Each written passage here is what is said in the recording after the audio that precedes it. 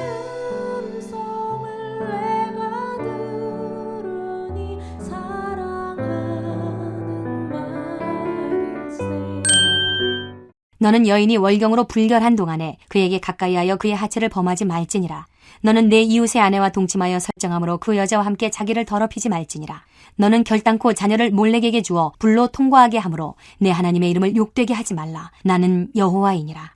너는 여자와 동침함 같이 남자와 동침하지 말라. 이는 가증한 일이니라.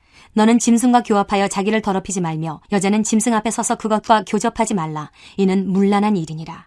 너희는 이 모든 일로 스스로 더럽히지 말라. 내가 너희 앞에서 쫓아내는 족속들이 이 모든 일로 말미암아 더러워졌고 그 땅도 더러워졌으므로 내가 그 악으로 말미암아 벌하고 그 땅도 스스로 그 주민을 토하여 내느니라. 그러므로 너희 곧 너희의 동족이나 혹은 너희 중에 거류하는 거류민이나 내 규례와 내 법도를 지키고 이런 가증한 일에 하나라도 행하지 말라. 너희가 전에 있던 그 땅 주민이 이 모든 가증한 일을 행하였고 그 땅도 더러워졌느니라. 너희도 더럽히면 그 땅이 너희가 있기 전 주민을 토함같이 너희를 토할까 하노라. 이 가증한 모든 일을 행하는 자는 그 백성 중에서 끊어지리라. 그러므로 너희는 내 명령을 지키고 너희가 들어가기 전에 행하던 가증한 풍속을 하나라도 따름으로 스스로 더럽히지 말라. 나는 너희의 하나님 여호와이니라.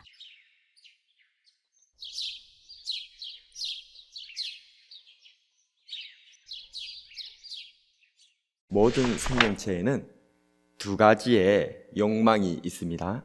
그것은 식욕과 성욕인데요. 식욕은 개체 유지 본능이라 할 수 있고 성욕은 종족 유지 본능이라고 할 수 있습니다. 먼저 하나님께서는 이 본능적인 욕망인 식욕을 위생적으로 또한 영적으로 거룩하게 구분하셨습니다. 그것이 바로 11장에 먹을 수 있는 정한 짐승과 먹을 수 없는 부정한 짐승의 구분이었고, 또한 17장에서는 가축 도축을 하나님 앞에서 제사장에게 하게 하여서 성별하였던 것입니다. 두 번째로 하나님께서는 본능적인 욕망인 이 성욕을 위생적으로 또한 영적으로 구분하였던 것입니다. 12장에서는 출산 후에는 최소 40일 이상을 절제할 것을 말씀하셨고, 또 오늘 본문 18장에서는 애국과 가나안 등 당시 이스라엘 백성들의 주변의 이방 족속들 사이에서 종교적으로든 일반적으로든 유행하던 타락한 성생활과 풍속을 따르지 말 것을 말씀하셨던 것이죠. 먼저 오늘 본문 1절에서 18절까지에서는 근친상간을 금지하였습니다. 근친상간은 열성 유전자를 자손들에게 물려주어서 갖가지 유전병을 일으킵니다. 가장 대표적인 예는 오스트리아의 합스부르크 가문을 들 수가 있겠습니다. 합스부르크 가문은 정략 결혼으로 동맹을 다져서 가문을 번영시켰습니다. 이러한 합스부르크 가문을 대표하는 유명한 식구가 있는데요. 다른 이들은 전쟁하도록 내버려 두라. 너 행복한 오스트리아여 결혼하라.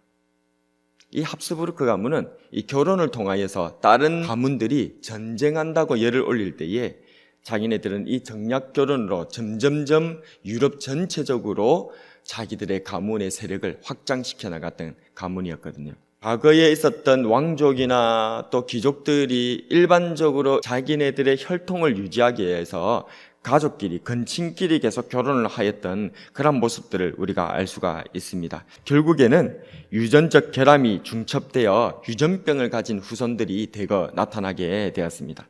대표적인 것이 합스부르크가의 주걱턱입니다. 그래서 합스부르크 가문에 초상화들이 많이 있거든요. 여러분들도 인터넷에서 한번 검색을 해보시면 그 초상화들이 보면 윗선조에서부터 시작해서 점점 후대로 내려가면 갈수록 이 주걱턱이 점점 더 많이 튀어나옵니다. 뿐만 아니라 후대로 또 가게 되어지면 카를 대공이나 페르디난트 1세는 간질로 불리는 내전증까지 와가지고 고통을 호소했던 그러한 모습들이 다 역사적으로 기록되어져 있습니다.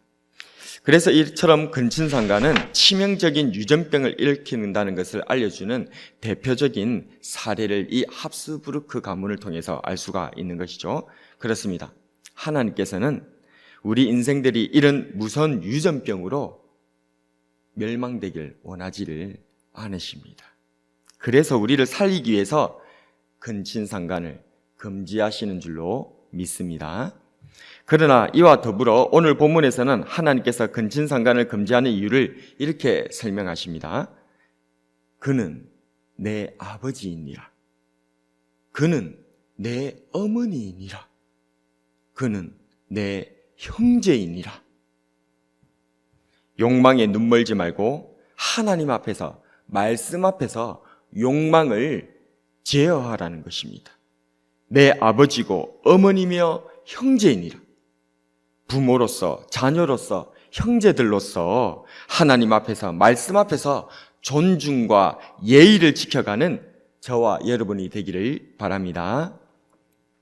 이어서 오늘 우리가 묵상하는 19절 이하의 내용이 나오게 되는데요.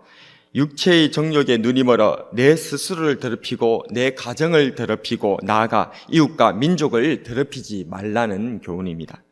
하나님께서는 식욕으로 내 생명을 보존하게 하시고 성욕으로 우리 가문을 보존하도록 하셨습니다. 즉 우리가 일반적으로 생각하는 이러한 욕망이라고 하는 식욕과 성욕이 잘못된 것이 아니다 그 말입니다. 하나님께서는 이러한 기본적인 욕망을 통하여서 우리를 보존시키신 거예요. 식욕으로 내 생명을 보존시켜 주셨고 성욕으로 우리 가문, 민족, 우리 인류 전체를 보존시켜 주신 이 하나님의 놀라운 은혜가 이 식욕과 성욕이라고 하는 이 기본적인 욕망으로 인하여서 우리는 보존되어져 왔다는 것을 믿으시기를 바랍니다. 그러나 하나님께서 정하신 한계를 침범하여 부리는 욕망, 그것은 멸망과 사망에 이르게 될 뿐인 줄로 믿습니다.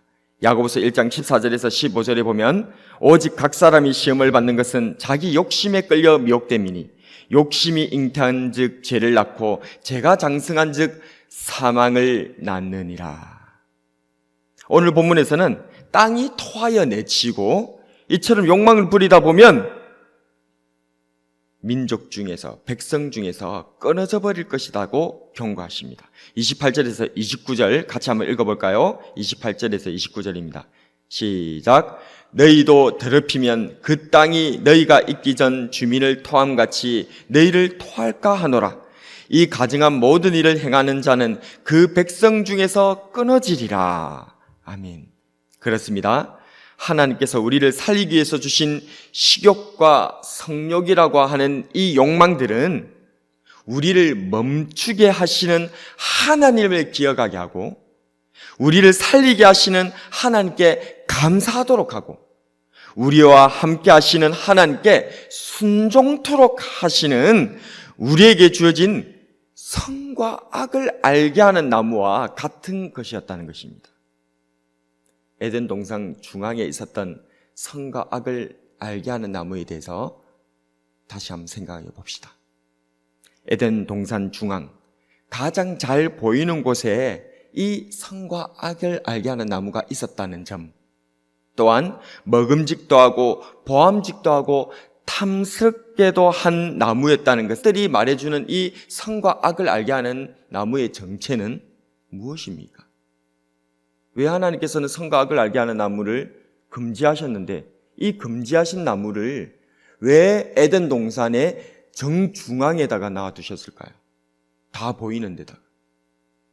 그리고 그 에덴 동산 정중앙에 있었던 이 선과 악을 알게 하는 나무는 사람이 보니까 보암직도 하고 먹음직도 하고 탐스럽게도 할 만하다라고 기록되어 있다 그 말입니다. 그럼 이 선과 악을 알게 하는 나무의 정체는 무엇입니까?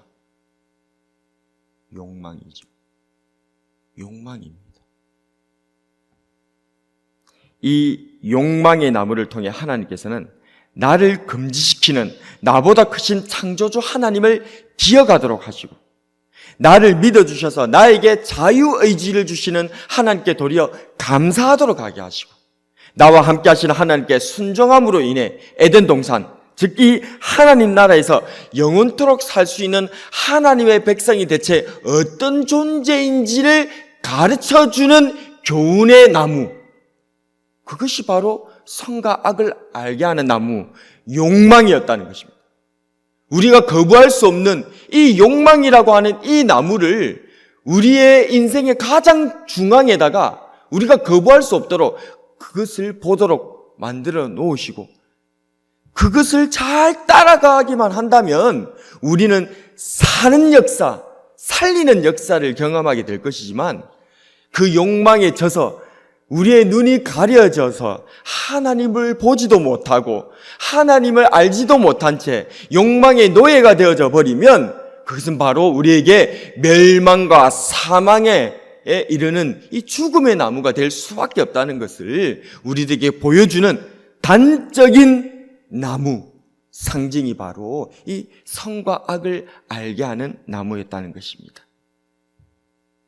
지금 출애굽하여서 또다시 하나님의 백성으로 부름받은 이 이스라엘 백성들에게도 이 욕망 앞에서 도리어 하나님을 선택하는 길이야말로 하나님 백성의 도리어 삶임을 교훈하고 있는 줄로 믿으시기를 바랍니다.